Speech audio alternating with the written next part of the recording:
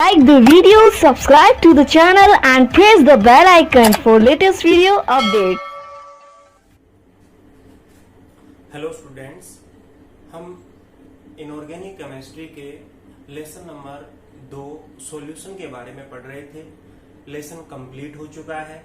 आज हम पिछले कुछ वर्षों में बोर्ड के अंदर आए हुए क्वेश्चंस देखते हैं। इस लेसन से कौन कौन से किस तरह से क्वेश्चन आते हैं। सबसे पहले हम 2017 बोर्ड के अंदर आए हुए क्वेश्चन है उनके ऊपर चर्चा कर रहे हैं। 2017 के अंदर एक क्वेश्चन आया था, हेनरी नियम को परिभाषित कीजिए, हेनरी नियम की परिभाषा लिखिए। अब हेनरी का नियम हम लोग पढ़ चुके हैं। क्या होता है? स्थिर ताप पर किसी गैस की विलेयता उसके दाब के समानुपाती होती है। क्या बोलेंगे? स्थिर ताप पर किसी गैस की विलेयता उसके दाब के समानुपाती होती है, यानी M समानुपाती P। यानी ताप अपन स्थिर रख रहे हैं तो जितना ज्यादा दाब लगाएंगे गैस उतनी ही ज्यादा घुलेगी। इसी नियम को हम लोग मोल अंश या मोल भिन्न के रूप में भी लिख सकते थे। कैसे? कि किसी गैस का वाष्प अवस्था में आंशिक दाब, किसी गैस का वाष्प अवस्था में आंशिक दाब उस विलयन में घुली हुई गैस की मोल भिन्न के समानुपाती होता है, यानी P समानुपाती X गैस। M बराबर KHP या P बराबर KH X गैस। दोनों ही जगह KH हेनरी नियतांक है। अपने को तो ये देना, केवल परिभाषित करना था। तो क्या बोल सकते हैं अपन? स्थिर ताप पर किसी गैस की विलेयता उसके दाब के समानुपाती होती है। या हम लोग बोल सकते हैं कि किसी गैस का वाष्प अवस्था में आंशिक दाब उस विलयन में घुली हुई गैस की मोल भिन्न के समानुपाती होती है। ये क्वेश्चन पूछा गया था 1 नंबर का। ये लेसन जो है 3 नंबर का है, तो 1 नंबर का एक क्वेश्चन तो आपसे कोई परिभाषा पूछी जाती है और दूसरा क्वेश्चन अपने न्यूमेरिकल आता है। तो 2017 के अंदर न्यूमेरिकल आया था, 31 ग्राम एथिलीन ग्लाइकोल को 500 ग्राम जल में मिलाया जाता है तो निम्नलिखित के मान है ज्ञात करो। एक तो हमसे पूछा है हिमांक अवनमन और दूसरा पूछा है विलयन का हिमांक। यानी एक क्वेश्चन के अंदर अपने को 2 चीजें पूछी हैं। तो देखें, हल करते हैं। दिया है अपने को क्या? एक तो क्वेश्चन के अंदर KF का मान दिया हुआ है 1.86 केल्विन किलोग्राम पर मोल। अब इसके साथ साथ हमको क्या दिया गया है? देखो, 31 ग्राम एथिलीन ग्लाइकोल को 500 ग्राम जल में मिलाया गया है, यानी एथिलीन ग्लाइकोल क्या है? विलेय है। तो WB दिया गया है अपने को 31 ग्राम, 500 ग्राम जल में मिला रहे हैं तो जल क्या है? विलायक है। तो WA का मान भी दिया गया है 500 ग्राम। विलेय का मोलर द्रव्यमान ये अपने को क्वेश्चन के अंदर पहले ही से मिला हुआ है 62 ग्राम पर मोल। और जल का हिमांक, शुद्ध जल का हिमांक दिया हुआ है अपने को T0F का मान दिया हुआ है कितना? 273 केल्विन। अब देखो, हिमांक अवनमन के लिए हम लोग फॉर्मूला देख चुके हैं। क्या होता है? डेल TF बराबर KF WB into 1000 upon MB into WA। इस फॉर्मूले के अंदर मान अपने पास है, रख देंगे। तो देखिए, डेल TF हिमांक अवनमन डेल TF बराबर KF। KF का मान कितना है? 1.86 केल्विन किलोग्राम पर मोल इंटू WB विलेय का द्रव्यमान 31 ग्राम इंटू 1000 अपॉन विलय का मोलर द्रव्यमान MB दे रखा है 62 ग्राम पर मोल और WA विलायक का द्रव्यमान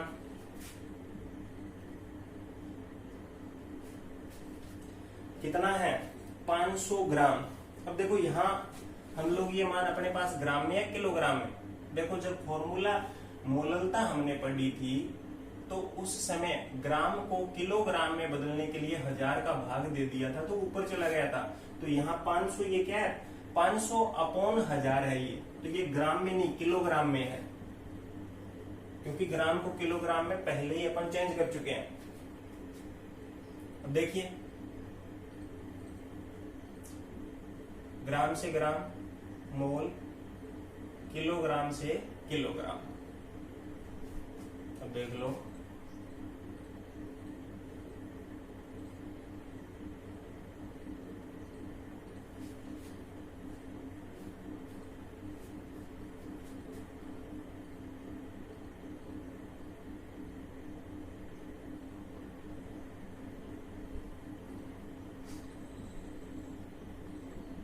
डेल TF बराबर क्या आ जाएगा, हल कर लो भी इसे।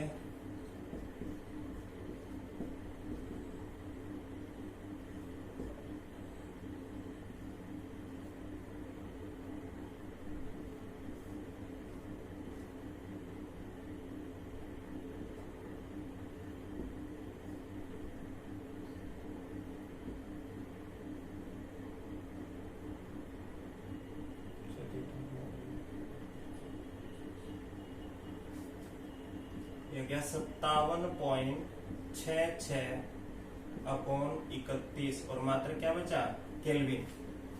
इसको और हल कर लो।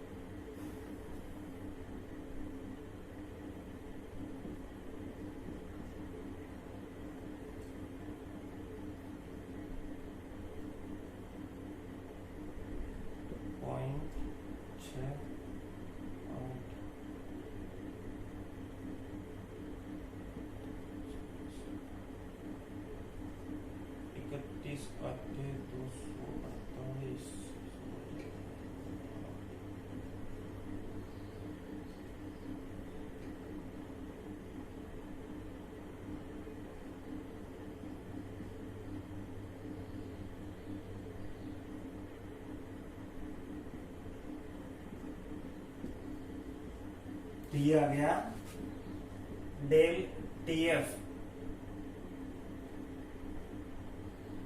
1.86 केल्विन।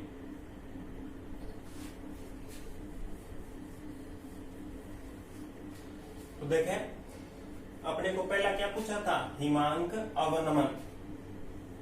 पहला अपना हल हो गया हिमांक अवनमन डेल TF।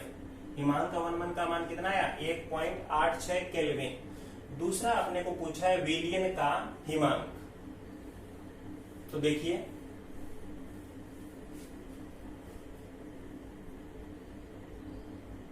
डेल TF बराबर होता है T0F माइनस TF।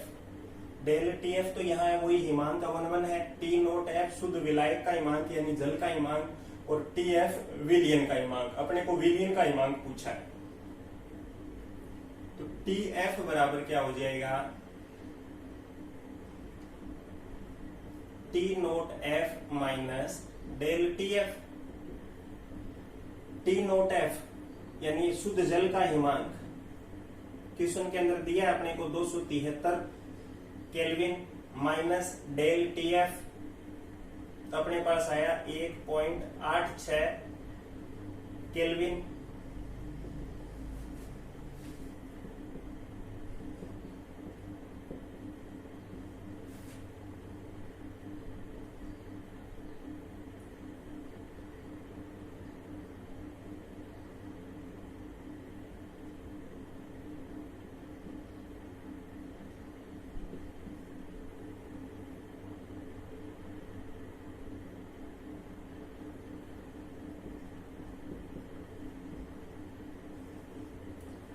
दूसरा बी भी अपना हल हो गया। विलियन का हिमांक कितना आया 271.14 केल्विन। और ये क्या था, दो पूछे थे हिमांक अवनमन, तो हिमांक अवनमन तो अपने पास आ गया 1.86 केल्विन और विलियन का हिमांक अपने पास आ गया 271.14 केल्विन। तो ये क्या थे 2017 राजस्थान बोर्ड के अंदर आए हुए। इसके बाद 2018 में आए हुए क्वेश्चन के ऊपर चर्चा करते हैं। 2018 में पहला क्वेश्चन पूछा गया था कि प्रासरण दाब की परिभाषा लिखिए। प्रासरण दाब क्या होता है? प्रासरण दाब हम लोग पढ़ चुके हैं। प्रासरण दाब क्या होता है? वह आधिक्य यांत्रिक दाब जो प्रासरण की क्रिया को रोक दे। क्या कहलाता है? प्रासरण दाब। वह अधिक यांत्रिक दाब जो प्रासरण की क्रिया को रोक दे, प्रासरण दाब कहलाता है। अथवा एक और तरीके से भी परिभाषित किया था हमने डायग्राम बनाकर कि वह द्रवस्थैतिक दाब, वह द्रवस्थैतिक दाब जो विलायक के और अधिक अणुओं को अर्धपारगम्य झिल्ली के द्वारा विलयन में जाने से रोकता है, क्या कहलाएगा? प्रासरण दाब कहलाता है। प्रासरण दाब पूछा गया था। दूसरा क्वेश्चन था, इसके दो पार्ट थे। एक तो पहला पूछा गया था सामान्यतः ताप बढ़ाने पर गैसों की दरों में विलेयता घटती है, कारण देना था। इसका क्या कारण है? देखो, किसी गैस को द्रव के अंदर घोला जाता है, किसी गैस को द्रव में घोलते हैं तो उष्मा क्या होती है? उष्मा मुक्त होती है। उष्मा क्या होगी? मुक्त होगी। यानी कौन सी अभिक्रिया होगी? उष्मा क्षेपीय अभिक्रिया। यानी गैसों की द्रवों में विलेयता उष्मा क्षेपीय अभिक्रिया है। और जब हम लोग विलयन का ताप बढ़ाएं जिसके अंदर गैस घुली हुई है, तो गैस के अणुओं की गतिज ऊर्जा क्या होगी?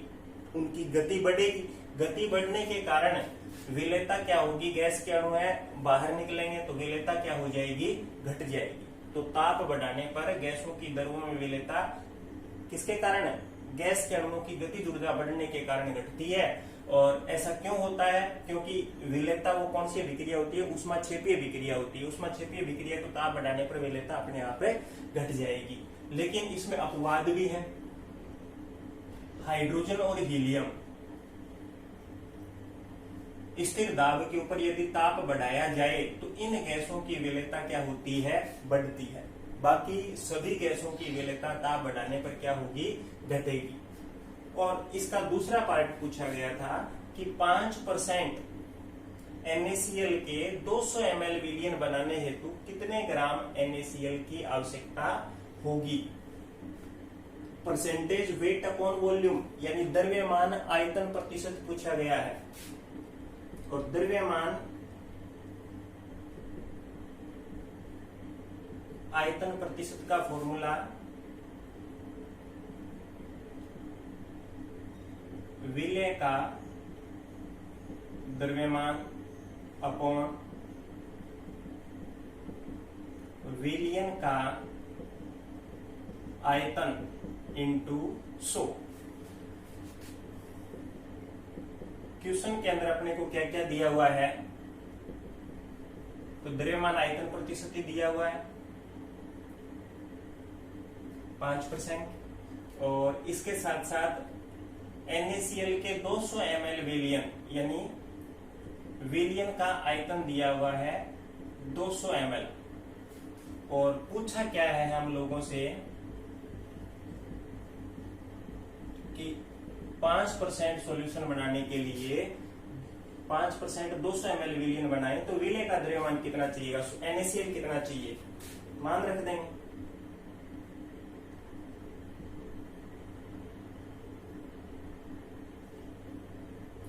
विलयन का आयतन 200 ml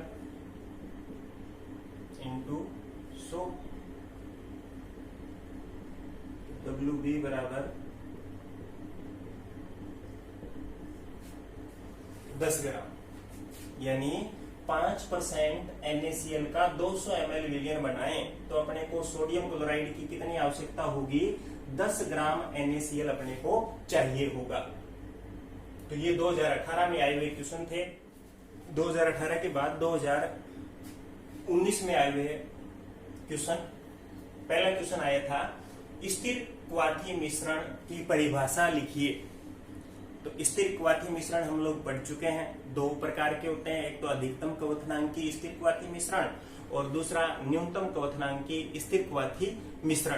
तो अपने को तो केवल डेफिनेशन चाहिए स्थिर क्वाथी मिश्रण की। स्थिर क्वाथी मिश्रण क्या होते हैं? तो देखिए, स्थिर क्वाथी मिश्रण किसे कहते हैं कि ऐसे द्विघटकीय मिश्रण जिनका द्रव और वाष्प अवस्था में संगठन समान रहता है और एक निश्चित ताप पर उबलते हैं, वो क्या कहलाते हैं? स्थिर क्वाथी मिश्रण कहलाते हैं। ऐसे द्विघटकीय मिश्रण जिनका द्रव और वाष्प अवस्था में संगठन समान रहेगा और एक स्थिर ताप पर उबलते हैं, वो क्या कहलाएंगे? स्थिर क्वाथी मिश्रण। अब ये देखो, इनमें स्थिर क्वाथी क्यों? क्योंकि दोनों का जो विलय और विलायक है दोनों एक ही ताप पर उबलेंगे, तो दोनों का क्वथनांक क्या हो जाता है? समान हो जाता है। दूसरा अपने को पूछा है, दूसरा क्वेश्चन दिया था K4 Fe6 का 0.05 मोलर विलीन है और 300 केल्विन पर 92% वियोजित होता है। तो विलीन का प्रासरण दाब ज्ञात कीजिए। देखो, प्रासरण दाब के दो फॉर्मूले देखे थे हम लोगों ने, एक तो पाई बराबर CRT, या यही फॉर्मूला सांद्रता का फॉर्मूला यदि यहाँ पे रख दें तो ये हो गया था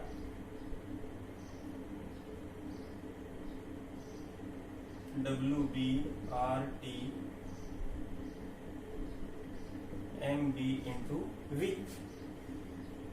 अपने तो फॉर्मूला ये काम में आना, क्योंकि सांद्रता दी हुई है तो ये वैल्यू सांद्रता की है, तो सांद्रता का यहाँ कोई अर्थ, ये मान अपने पास है नहीं, डायरेक्ट सांद्रता दी हुई है, तो पाई बराबर है CRT। ये फॉर्मूला काम में है, लेकिन साथ में दे रखी है वियोजन की मात्रा। वियोजन की मात्रा दे रखी है तो अपने को फॉर्मूले के अंदर 1/2 गुणांक भी शामिल करना पड़ेगा, यानी पाई बराबर है ICRT। ये फॉर्मूला हमें काम में लेना पड़ेगा। दिया हुआ क्या क्या है? एक तो सांद्रता दी हुई है 0.05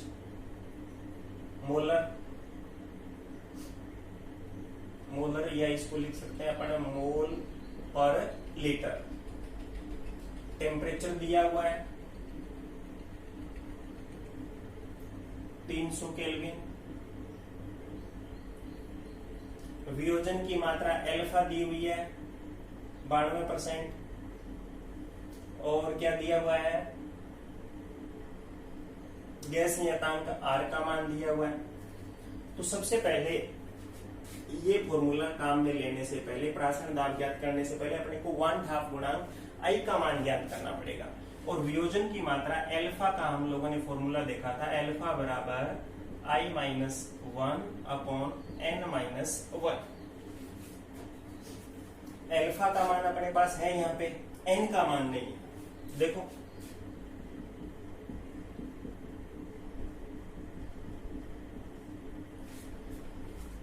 n की जो कंपाउंड विलियन के अंदर जो विलय पदार्थ विलियन में सैगुणित या वियोजित हो रहा है, वो कितने आयनों में सैगुणित या वियोजित हो रहा है, उसकी संख्या बताना है अपने को। तो ये टूटेगा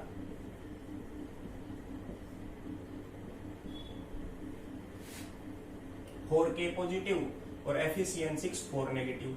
तो 4 तो पोटेशियम आयन हो गई और 1 ये हो गया। टोटल आयन कितने हैं? 5। तो n का मान यहाँ कितना हो गया? 5 हो गया। मान रख देंगे।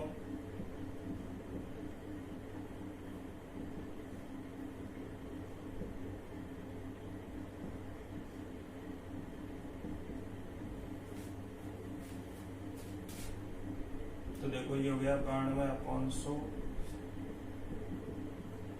बटा में 4, या लिख सकते हैं इंटू 4 बराबर I-1।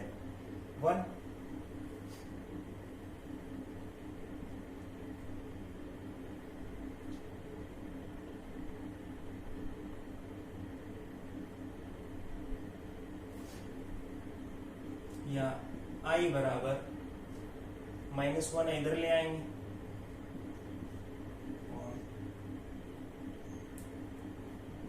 25 प्लस 1 आई बराबर 25 आपका लघुत्तम आ गया, तो 92 प्लस 25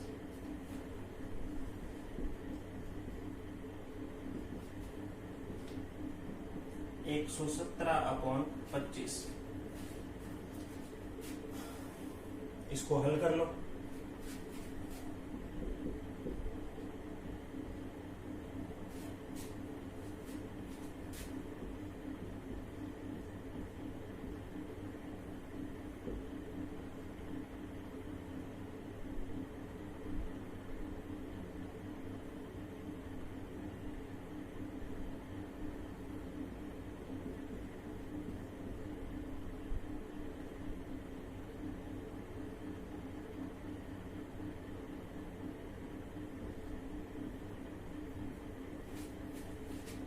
ये आ गया 4.68।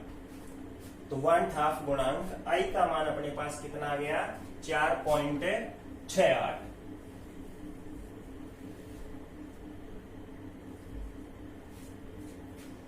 ज्ञात करना अपने को प्रासरण दाब, वैल्यू रख देंगे सब।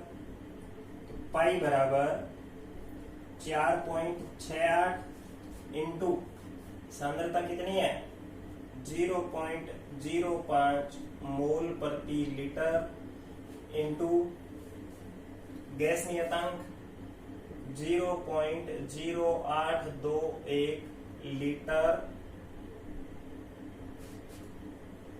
Litre atmosphere kelvin inverse mole inverse, और टेम्परेचर है 300 केल्विन।